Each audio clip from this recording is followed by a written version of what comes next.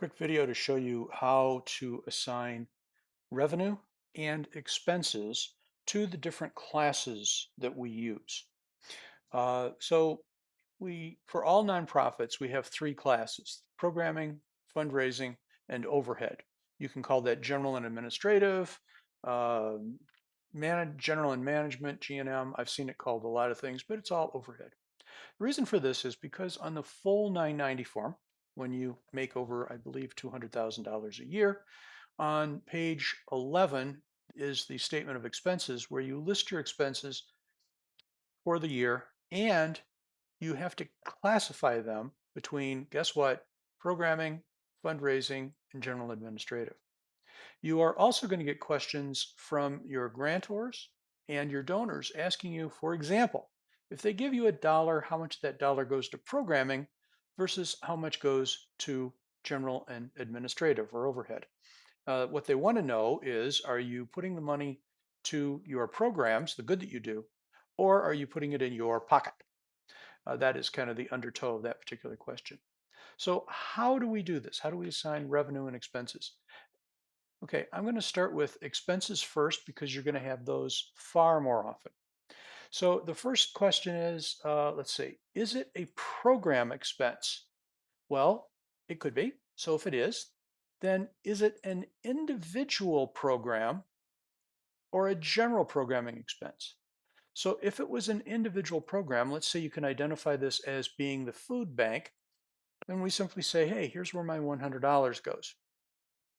But what happens if you have purchased, let's say, a software program that benefits all of your programs? So it's a general programming expense, but doesn't go to a specific program. In that case, we put it here. We assign it to programming without a subclass. That's kind of general programming expenses.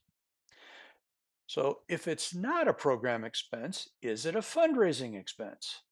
And of course, if it's a fundraising expense, is it a specific fundraiser or general fundraising? So, for example, we rented a hall for the annual gala, make it $1,000. And so it would go here against the annual gala. Why? Because we want to know how much money we made on the annual gala. Now, if it doesn't relate to a specific fundraiser, and a lot of your fundraising expenses don't relate to a specific fundraiser. So for example, if you decided to simply have a campaign where you put out a bunch of postcards, just a mailing list, that would be general fundraising expenses and not specific to a fundraiser. Last but not least, if it's not a programming expense and it's not a fundraising expense, then it must be general and overhead. That would go here. I'm going to make it $100. There are no subclasses in general administrative.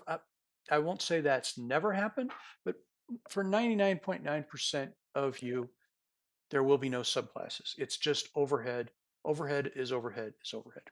So that's how you handle the expense side. Now on the income side, we just have a few rules here. So you get $100 in, and the first question is, was it a program fee? In other words, let's say the food bank, you're charging $100, charging $5 a bag for your the bags of groceries that you hand out to make sure that people have some skin in the game. Or you could have perhaps an event of some sort. But we're going to say here. So if it's a program fee, then you assign it against the individual program. What if it's a grant?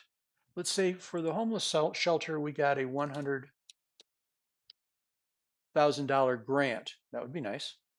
So we apply that to the homeless shelter because they're the ones that are going to be using the grant. What about a designated donation? A designated donation, sorry, is when somebody hands you money and says, "I'm giving you this money, but I want you to use it for my for your food bank only." So we'll make it $2,000 to make it worthwhile. In that case, we apply it here. I can't think of a situation where you would have income going to the general programming class. So if it's not any of those, then is it related to a specific fundraising event? So you're selling tickets to the annual gala and you earned $500 on the annual gala. Remember, we put our expenses to the annual gala, and now it tells us whether or not we made any money on the annual gala. That's why we do this.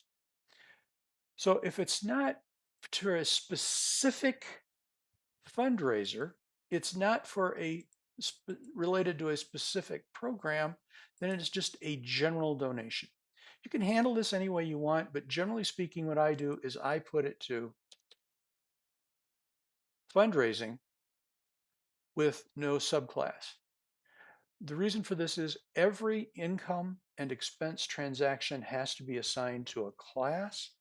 It's just a rule that we've created because then if I see one without a class, I know it's an error and not intentionally left blank. So with this particular process, this will assign all your expenses and all of your income to a fundraising class or to a particular class or subclass. Thank you.